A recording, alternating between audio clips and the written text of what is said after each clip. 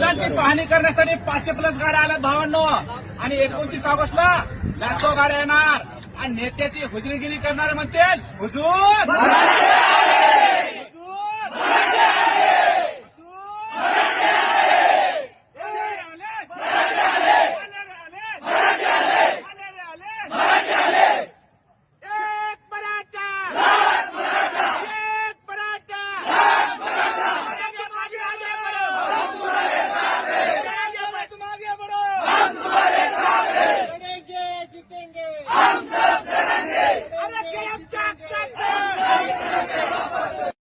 मैदानची पाहणी करण्यासाठी 500+ गाड्या आल्यात भावांनो.